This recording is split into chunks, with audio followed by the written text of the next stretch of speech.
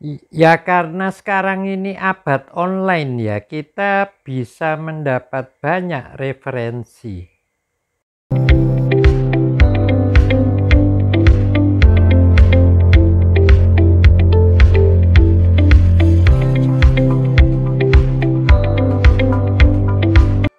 Kita mungkin awal-awalnya ya mendengar cerita tentang Empu Gandring, tentang Kenaro, itu kan dari pelajaran mungkin waktu itu SD atau SMP.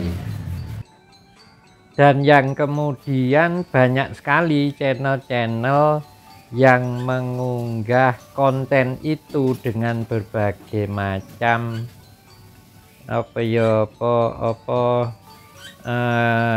cerita, semacam menjadi cerita film, cerita komik di banyak sekali channel-channel YouTube. Banyak sekali channel-channel YouTube tentang Kenaro, cerita tentang Empu Gandring. Kalau di tahun-tahun 80-an, 90-an dulu malah menjadi cerpen. Itu yang dikarang oleh S.H. Mintarjo. Dibuat lagunya oleh Hari Rusli. Dan banyak pertunjukan panggung. Ada di ketoprak, ada di teater, yang menceritakan atau mengambil isi cerita tentang Ken Arok, dan semua itu berdasar pada Serat Pararaton. Dan waktu itu ya karena belum seperti sekarang untuk mendapatkan informasi, dan informasi yang terbanyak itu dari Serat Pararaton, sehingga ya seperti yang saya unggah dan kemudian banyak mendapatkan komentar-komentar. Rata-rata komentar-komentar itu lebih banyak yang percaya pada isi Serat Pararaton itu, yang seperti sudah saya sampaikan terdahulu.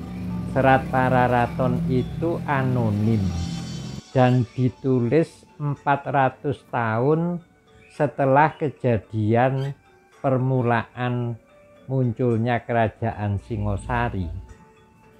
Ya, tetapi itu pengetahuan itu memang kita dapatkan sejak kecil. Pada saat itu pikiran kita belum berpikir apakah cerita ini benar atau ini cerita karangan, tapi karena kita waktu itu masih polos, menerima cerita itu sebagai suatu kebenaran, apalagi diajarkan di sekolah secara formal. Dan sampai kira-kira 5 tahun yang lalu ada teman secara rahasia dan bilang ini jangan di-share kemana-mana. Dia menunjukkan, memberikan aku foto bahwa dia mempunyai keris Kenaro yang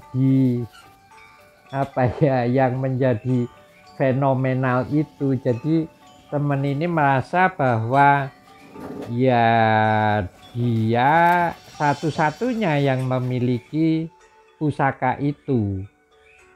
Lah, pusakanya itu waktu itu kalau nggak salah primitif, masih primitif dan bentuknya brojol.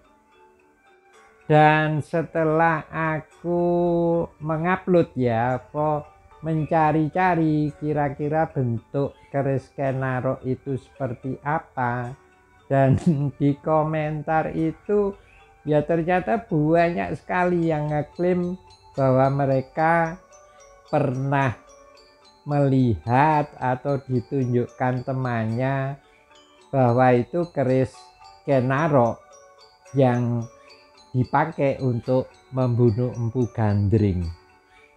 Dan mereka itu seakan-akan yakin sekali bahwa itulah keris yang fenomenal itu, tapi beberapa yang lain malah menganggap bahwa keris itu sudah musnah, dimasukkan ke kawah Gunung Kelut. Ada yang kemudian ngeklaim itu ada di Sulawesi, ada di Sumbawa, ada di Sumatera. Jadi ya masing-masing punya versi tersendiri terhadap dongeng Serat Pararaton itu. Dan kalau memang benar ada keris Empu Gandring yang dipakai oleh Kenarok untuk membunuh Empu Gandring itu kan akhir dari era Kediri dan kira-kira awal dari munculnya Singosari. Sementara di zaman Kediri itu sudah ada keris Luk. Dan sekarang yang mengklaim itu keris Empu Gandring itu rata-rata keris lurus. Jadi aku tuh sebetulnya cuman pengen ngajak berpikir secara logika. Kalau secara akademis ya mungkin itu harus berdasar pada referensi, dan referensi satu-satunya tentang Kenarok, Ken Dedes, Empu Gandring itu hanyalah ada di Serat Pararaton. Sementara di negara Kertagama itu yang diakui para ahli lebih valid karena ada penulisnya, itu tidak menceritakan tentang pembunuhan Empu Gandring oleh Kenarok itu. Jadi maksudku itu, ayolah pompong muda bernalar logika. Jangan menganggap saya mengupload ini untuk memaharkan yang lebih mahal atau gimana. Saya beberapa kali dan harus mengulangi, ini channel bukan untuk pemaharan. Ini untuk mengajak bernalar logika. Matur nuwun.